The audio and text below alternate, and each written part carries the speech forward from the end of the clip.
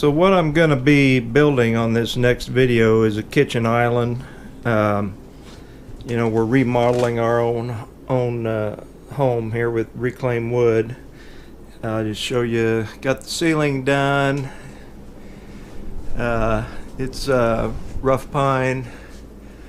All the recessed lighting is on dimmers.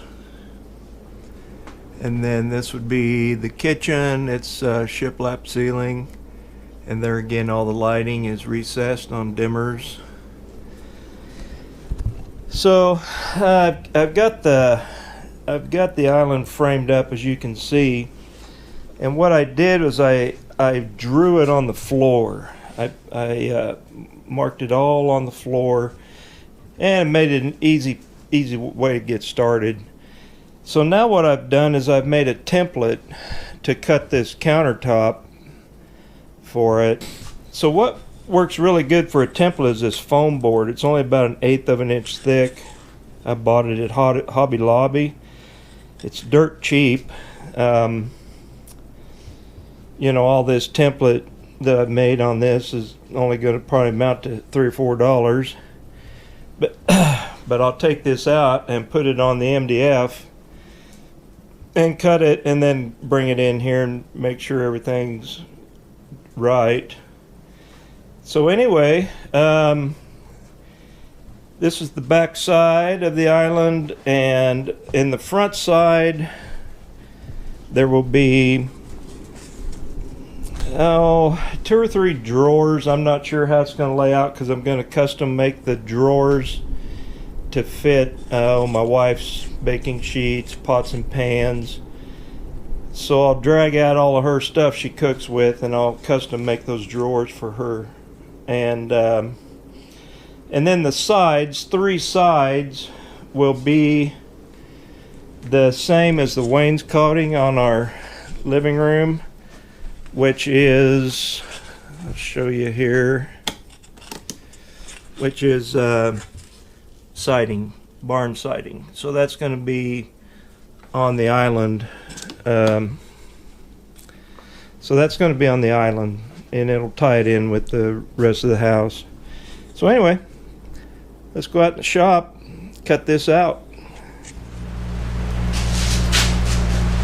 So where this lip is, or where the edge of this is, it'll be 1 3/4 inches past that in certain areas.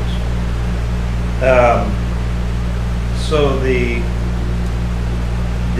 barnwood that's going to go on there is 3/4. That'll take me out to 1 inch. And then when I put a lip of this on the back side, that's 3/4.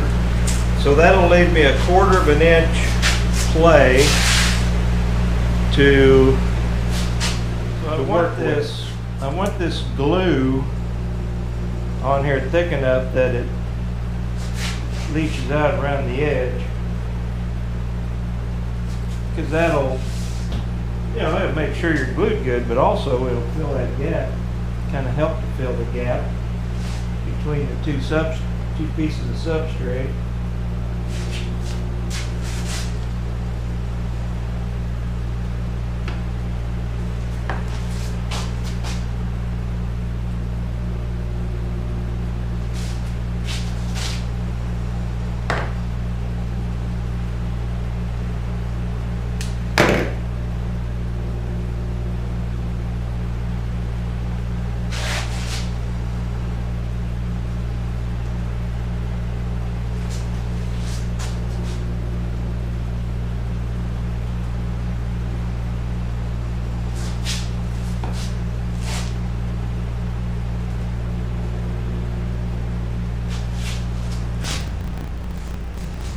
So now I'm just going to pin this on by 1 1/4 inch brad nails.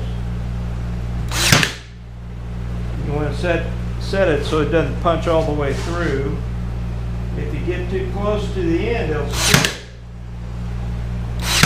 This MDF is really soft.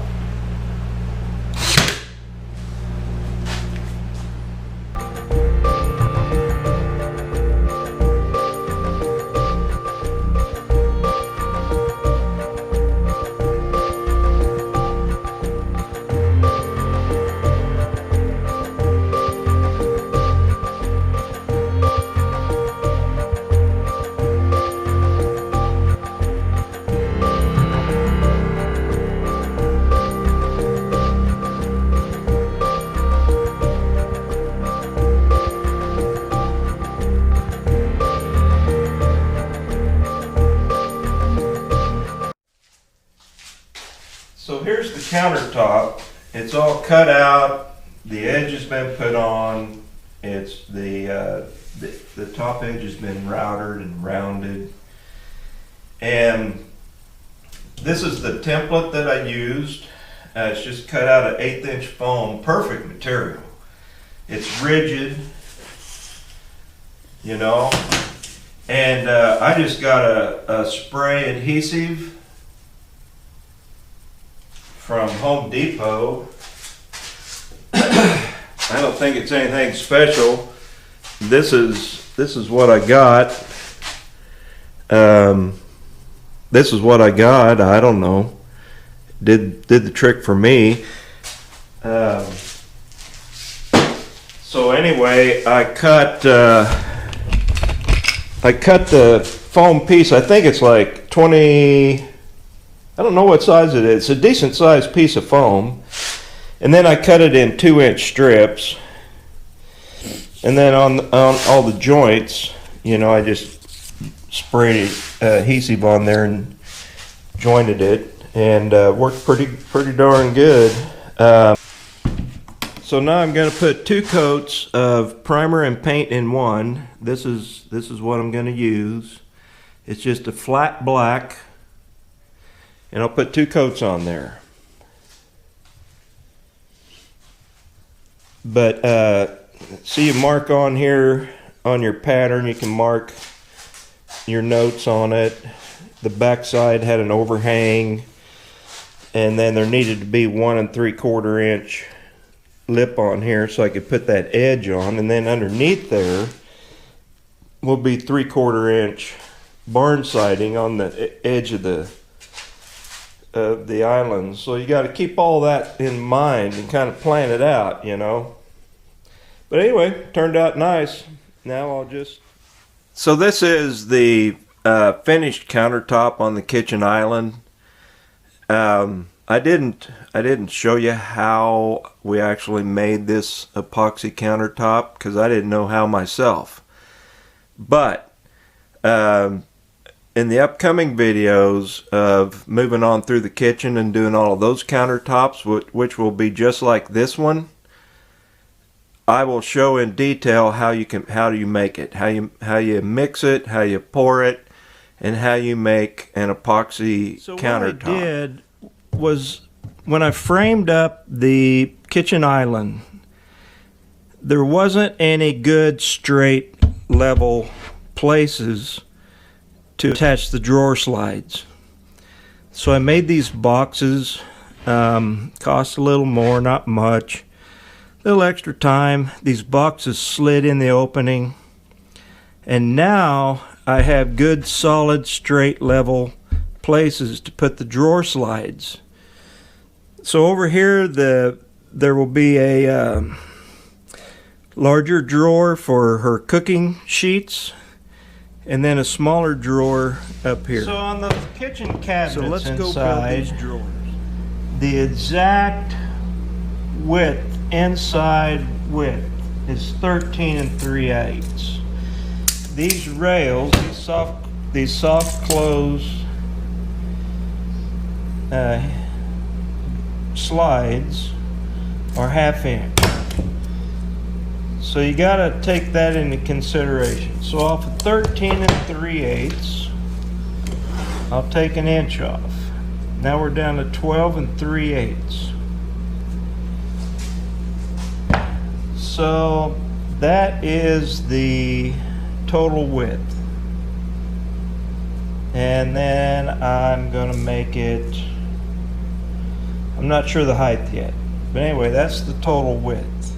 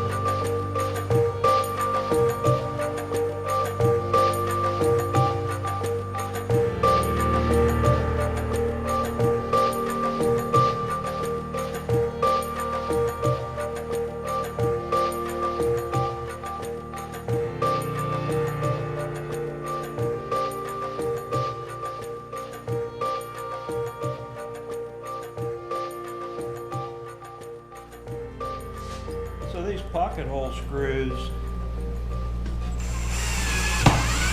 They will be either on the back or on the front behind the the front for the drawer. So they're going to be hid away.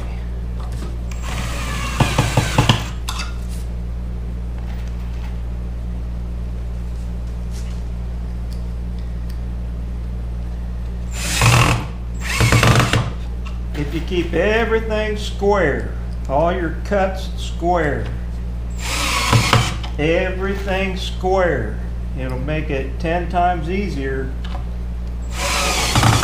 to put together. But if you have one of your cuts off thinking, oh, that won't matter, I'll adjust it.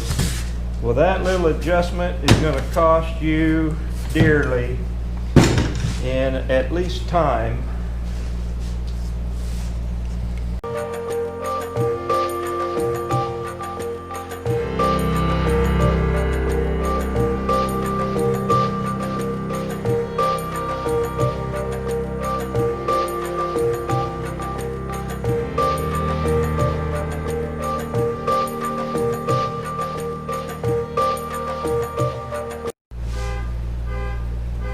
So here's the box.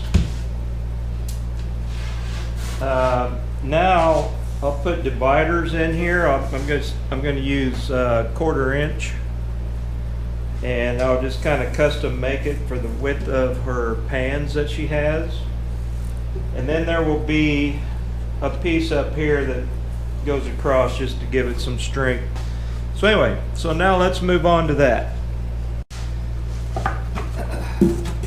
So this the first place I'm going to make is to accommodate these pans that she uses. And so in doing so, now making the drawer fronts for the kitchen island. This is just rough barn siding that I'll rip down to size, and then I'll skip plane it, and you'll see how I do that. So anyway, let's get started on these drawer fronts.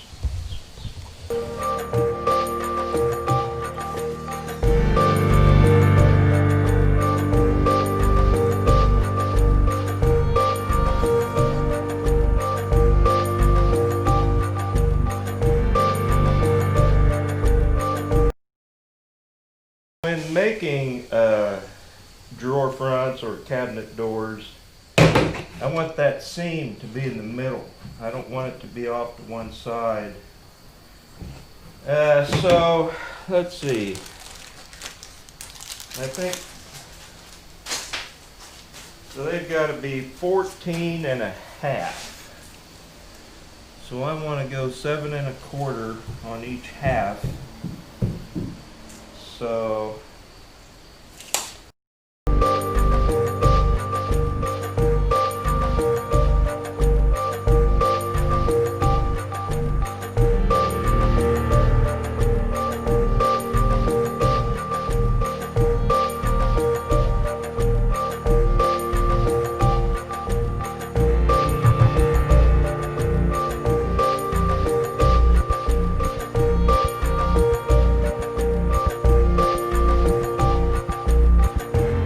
what I like to do is just lightly plane it. Now here is before. It's real rough, running your hand over it. So I'm sure you can't tell, maybe on film, but this is now what it looks like with just a light sanding. A little bit of the wood, the raw wood underneath shows through, but if you rub your hand over it, it would be smoother, and you're less likely to get. I'm gonna put some decorative boards around the edge. These are a different color. These are gray, and I'll do the same thing to those. I'll plane them, get the roughness off, but they'll be a different color and give it some good contrast. So now I'm just gonna lightly plane this off like I did this wood, just to get the rough off, and then go from there.